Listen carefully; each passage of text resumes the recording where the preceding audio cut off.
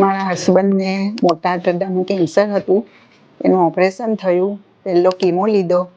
એની અંદર અમને બહુ તકલીફ પડી 15 દિવસ. પછી અમે તો કીમો લેવાની મારી ઈચ્છા જ નહીં હતી કે મારે હવે કીમો આપવા જ નથી. એનું જે આયુષ્ય હશે તે એ જીવશે. પણ અમને કોઈએ ડિંકીબેન ગજીવાળાનું મને કોઈએ એડ્રેસ આપ્યું.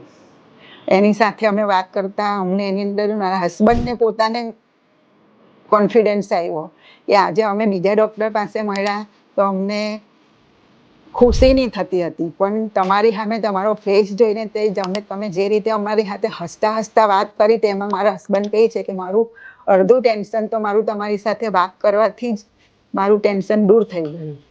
અને તે પછી અમે ડિંકીબેનના હસ્તકે અમે બીજા 7 કીમા લીધા.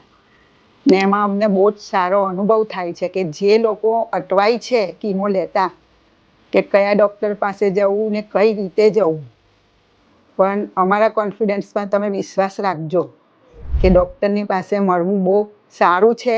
અને એ ડૉક્ટર એટલા સારી રીતે સમજાવે છે ને કે આપને બહુ હેલ્પ થઈ જાય છે.